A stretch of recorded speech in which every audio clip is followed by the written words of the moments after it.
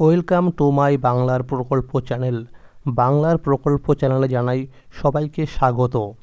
আজকে শুরু করছি কৃষক বন্ধু প্রকল্পের আপডেট নিয়ে। কৃষক বন্ধু প্রকল্পের দ্বিতীয় কিস্তি অর্থাৎ রবি মরশুম টাকা কবে থেকে দেওয়া শুরু হবে, এই বিষয়ে কিন্তু রাজ্যের প্রত্যেকটি কৃষকদের মধ্যেই প্রশ্ন রয়েছে। তো কবে থেকে এই টাকা দেওয়া হবে সেই বিষয়ে কিন্তু সঠিক আপডেট জানানো হয়েছে আজকের এই ভিডিওটির মাধ্যমে। তাই বন্ধুরা, ভিডিওটি একটু স্কিপ না করে সম্পূর্ণ দেখুন, তাহলে জানতে পারবেন যে টাকা কবে থেকে দেওয়া শুরু হবে। ভিডিওটি শুরু করার আগে ছোট্ট একটা রিকোয়েস্ট, যে সমস্ত কৃষক বন্ধুরা এই চ্যানেলটিকে সাবস্ক্রাইব করেননি অবশ্যই মনে করে চ্যানেলটিকে সাবস্ক্রাইব করে নেবেন। এই চ্যানেলের মাধ্যমে কৃষক বন্ধু প্রকল্প, যুবশ্রী প্রকল্প, লক্ষ্মীর ভাণ্ডার প্রকল্প, বিভিন্ন প্রকল্পের কিন্তু আপডেট সবার আগে জানানো হয়ে থাকে। তাহলে বন্ধুরা, এবার দেখে নেওয়া যাক কী বলা হয়েছে আজকের এই প্রতিবেদনে।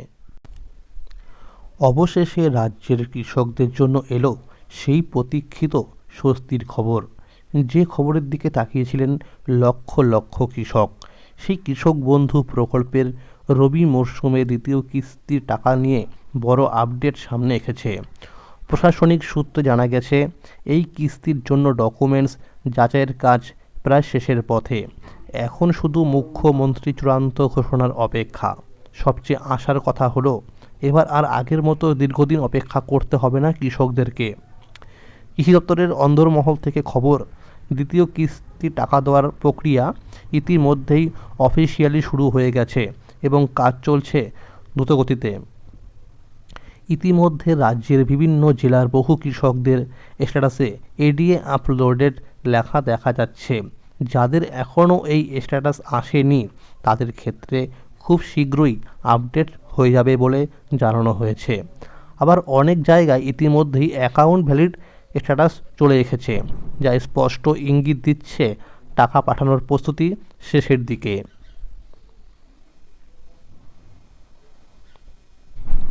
আগের কিস্তিগুলির অভিজ্ঞতা বলছে, পুরনো কৃষকদের ক্ষেত্রে এডিএ আপলোডেড দেখানোর পর সরাসরি অ্যাকাউন্ট ভ্যালিড হয়ে গিয়েছিল এবং তারপরই অ্যাকাউন্টে টাকা ঢুকেছিল।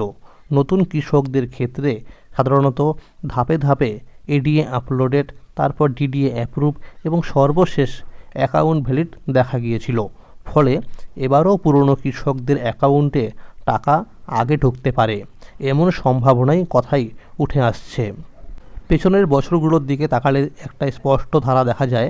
2021, 2022, 2023 এবং 2024 প্রত্যেক বছরেই ডিসেম্বর কিংবা নভেম্বর মাসে মুখ্যমন্ত্রী মমতা বন্দ্যোপাধ্যায় সাংবাদিক বৈঠক করে এই টাকার ঘোষণা করেছিলেন এবং ঘোষণার পরের দিন থেকে কৃষকদের অ্যাকাউন্টে টাকা আসতে শুরু করেছিল।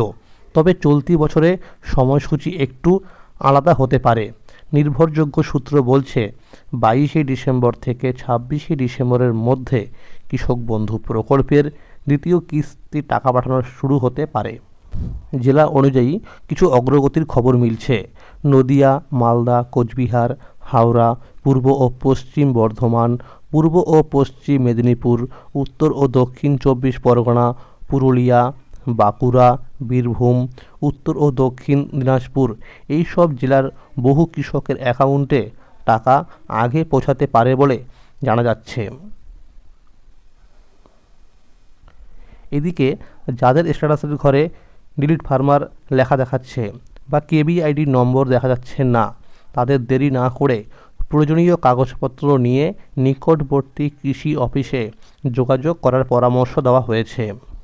একইভাবে যাদের স্ট্যাটাসে আধার নম্বর দেখা যাচ্ছে না, তাদের বুঝে নিতে হবে যে কৃষক বন্ধু প্রকল্পের সঙ্গে আধার লিঙ্কের কাজ করা নেই। আধার লিঙ্ক করা না থাকলে টাকা পেতে সমস্যা হবে। এই বিষয়টি কৃষি অফিসের আধিকারিকরা স্পষ্ট জানিয়ে দিয়েছেন। আর যারা সম্প্রতি নতুন জমি কিনেছেন এবং জমির পরিমাণ বৃদ্ধির ফর্ম কৃষি অফিসে জমা দিয়েছেন, তাদের স্ট্যাটাসে যদি সেই জমির আপডেট দেখা যায়, তাহলে বাড়তি জমির জন্য প্রাপ্য অতিরিক্ত টাকাও এই কিস্তির সঙ্গে একসাথে পাওয়ার সম্ভাবনা রয়েছে। সবশেষে কৃষি দপ্তরের তরফ থেকে সকল কৃষকদের অনুরোধ করা হয়েছে, নিজেদের ব্যাংক অ্যাকাউন্টে কেওয়াইসি আপডেট রয়েছে কি না তা অবশ্যই একবার যাচাই করে নিতে।